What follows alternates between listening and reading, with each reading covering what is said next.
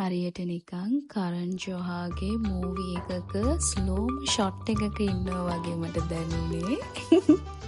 හැකිනිතු පියලිය සිහි වෙනවා රන්සුර පුරකට. හදනකොට මගේ ඔළුවේ තිබුණා මේක කන්නේ කොහින්දන්ද කියලා.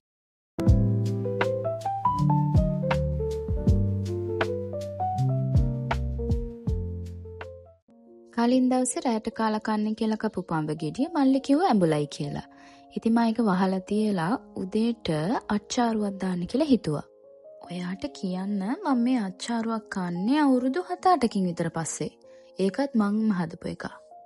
ඇත්තම කියනවා නම් මේක හදනකොට මගේ ඔළුවේ තිබුණා මේක කන්නේ කොහින්දන්ද කියලා. මං දන්නේ කියන හයිකින් ප්ලේස් එකක් තියෙනවා මේ ළඟ. ළඟ කිව්වට අපේ ගෙදර ඉඳන් 30 මිනිස් ඩ්‍රයිව් එකක් විතර දුරින්.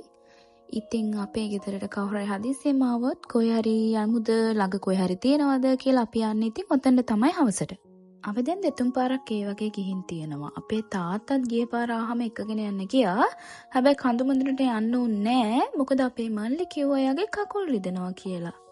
හරිනේ එහෙනම් අච්චාරු එක හැදුවනේ. ওই වගේ පොඩි කන්ටේනර් එකකට දාලා මං අරන් තිබ්බ එනකොට අරගෙන යන්න. අච්චාරු එක උදේ පාන්දරම හදාගත්තට යන්න උනේ ගොඩාක් රෑ වෙලා. මොකද අපිට මේ දවස්වල හරීම අවුවයි අපි ගෙදරින් ගියේ 7ට විතර. ඔය වගේ මගේ ලටපට ටික දාලා බෑග් එකක් හදාගත්තා. පේනවනේ ඉතින් මගේ ගැචමැටික් එක යන තැන අරන් යනවා හොඳේ. අපි ඔය වගේ පාරායනි තමයි නවත්තන්නේ වාහනේ. මේ නම් අපේ ගෙවල් ළඟ නෙමෙයි. ගෙවල් වලින් චුට්ටක් පල්ලෙහාට. ඊට තියෙන ස්ලොට් එකක තමයි අපි පාක් කරන්නේ. එහෙම ගේ ඉස්සරහම පාක් කරන්න හම්බ වෙන්නේ නැහැ ගොඩක් වෙලාවට.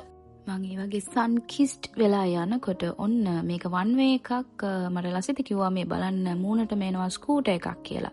මේ තමයි ළමයි හැරි පොටර් මියුසියම් එක බලන්න යන බස් ස්ටෑන්ඩ් එක. ඔතන තමයි බස් එක එන්නේ. අපේ ගෙදර ඉඳන් අඩි 10යි. ඒ වුණාට අපි තාම ගියේ නෑ. මොකද අපි බලන් ඉන්නවා පර්ෆෙක්ට් ගෑන් එකක් එනකන් හැරි පොටර් මියුසියම් එක බලන්න යන්න. බලමු ඉතින් උතුරු අනාගතයේදී කවුරු අපි බලන්නේද කියලා. අපිව බලන්න ඉතින් කවුරුත් නෑනේ. අපි මේ යන පැත්ත ළමයි හරීම කාම් වයිබ් එකක් තමයි තියෙන්නේ. මට මේ ගෙවල් දැක්කහම දැනෙන්නේ නිකන් හරියට 4ට 5ට ලංකාවේ අපි නිකන් කොළඹ පැත්තේ රවුම් ගහනකොට යාළුවොත් එක්ක ඉස්සර ඔය කොළඹ කැම්පස් එක පැත්තේ ටොරින්ටන් පැත්තේ අර හෙවන ලොකු මාරගස් තියෙන පැතිවල තියෙන වයිබ් එක තමයි මට එන්නේ. හා නැද්ද කියන්න. ඔන්න බලන්න තව ටික වෙලාවකින් දකුණු පැත්තේ බිල්ඩින් එකක් තියෙනවා. තැඹිලි පාට ගඩොල් තියෙන හරියට රොයල් එක වගේ. ඔය තියෙන්නේ. ඔය යන අතරතුර ඉතින් එක එක සාකච්ඡා බඳුන් ගත කරනවා මම. උතන්දී අපි කතා වෙන්නේ එක එක්කෙනා ස්ටීරින් වීල් එක අල්ලන විදි. මෙහෙම හරිද මෙහෙම හොඳයිද එහෙම කිය. මං ඉතින් මෙහෙම පැසෙන්ජර් සීට් එකේ යන්න ඕන මිනිස්සෙක් නෙමෙයි. ඇත්තටම නෑ මගේ එක්ස්පීරියන්ස් එක කියනවා නම් මෙහි මට ඇත්තටම හරිම හෙසිටේෂන් එකක් මේ නේම් බෝඩ්ස් බල ස්පීඩ් එක අඩු වැඩි වෙන එක. මම ඇත්තටම ලංකාවේ ඩ්‍රයිව් කළත් මම මේ රටේ නම් ඩ්‍රයිව් කරන්න එක නෑ කියලා මං හිතන්නේ. විනවනෝ දැනට නම් මං එහෙම තමයි හිතන් ඉන්නේ. එන්න ගෙවල් අඩුවේ ඇවිල්ලා ලස්සන කැලෑ පැති වලින් ඇවිල්ලා ඔන්න අපි ආවා අපේ ඩෙස්ටිනේෂන් එකට. You have arrived at car park. කායකින් බැස්ස තැනම මේ වගේ ලස්සන කැලෑමල් පෙපිලා ඒ අස්සෙන් ඉර බැහැගෙන යනත් තිබුණ හරීම ලස්සනයි. මෙන්න ඉතින් ලසිතට රිමයින්ඩ් කරන්න ඕනේ කායකින් බහින්න කියලා. එහෙම නැත්තම් එයා මෙච්චර වෙලා ඩ්‍රයිව් කරද්දි මිස් වෙච්ච රීල්ස් යාළුවෝ ඒවා ගෲප් chat වලට රිප්ලයි කරලා තමයි බහින්නේ. දැන් වෙලාව 7:00ට 8ට විතර. ලොකු අවුවකුත් නැහැ. ඇවිදින්න කියාපු වෙද එක.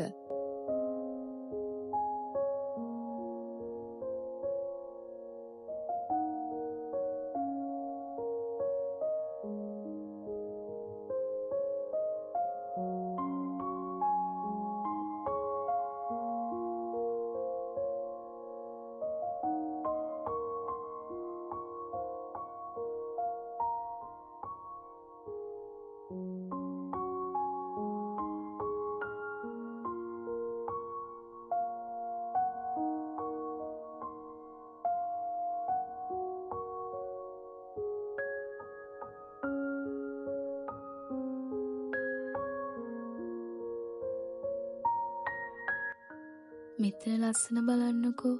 මේ හුළඟට මල් හෙලවෙනකොට හරිම ලස්සනයි. හරියට නිකන් කරන් ජොහාගේ මූවි එකක ස්ලෝම ෂොට් එකක ඉන්නවා වගේ මට දැනුනේ.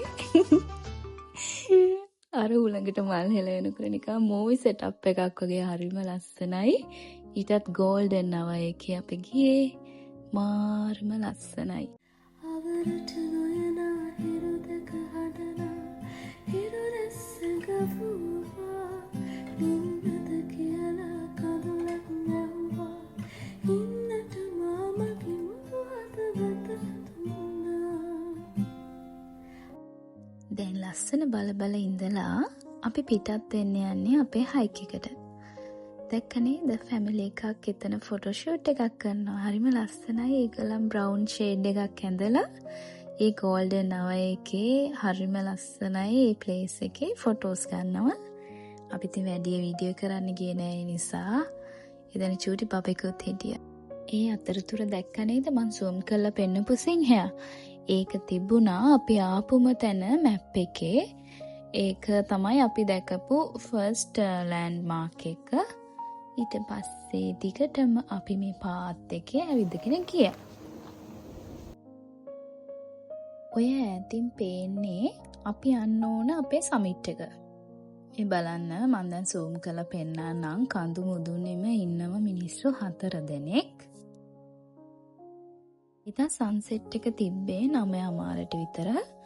මං ඒත් හිතුවා ඔච්චර ඈතට නම් අපිට ඒ වෙද්දි යන්න බැරි වෙයි. අපිට ලස්සනට ඉර පහිනවා බලන්න බැරි වෙයි කියලා උඩින් ඉඳලා. හැබැයි we could make it.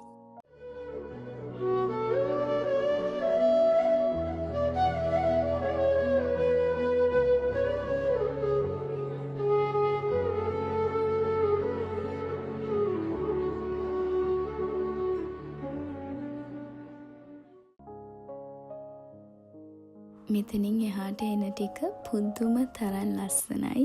රන් සමනලයින් ඉකිලෙනු දැක මට හැකිනි තෝපියලිය සිහි වෙනවා.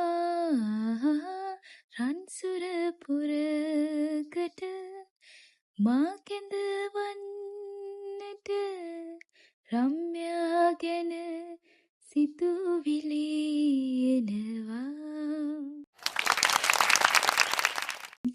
ඔය වෙද්දි මං හති දාගෙන උඩට නගිනවා. තව විනාඩියකින් දෙකකින් මගේ ජර්නි එක ඉවරයි.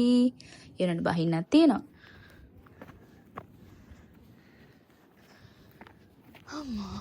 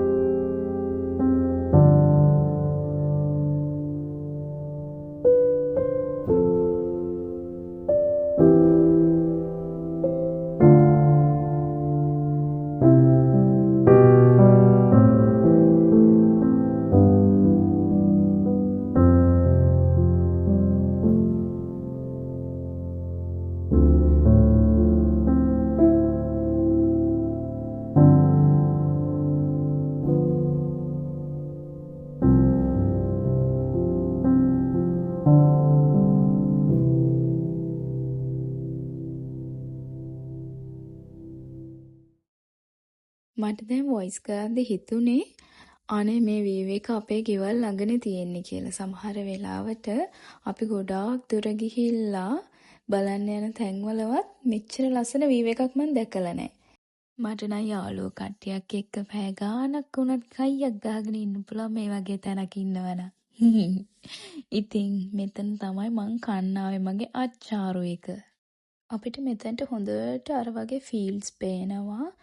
ඒ වෙයි මං හිතන්නේ නිකන් අර නිකන් පිදුරු වගේ තමයි තියෙන්නේ මේ වෙලාවේ. මේ පේනවද අපි කොච්චර උඩින්ද ඉන්නේ කියලා. වෙහිකල්ස් නිකන් ගෙනි පෙට්ටි වලටත් වඩා චූටියට තමයි අපිට පේන්නේ උඩට. අපි ලොකුවට උඩකට නැග්ගා වගේ තේරෙන්නේ නැහැ. හැබැයි අපි ලොකු ස්ලෝප් එකකින් ඇවිල්ලා තියෙනවා උඩකට.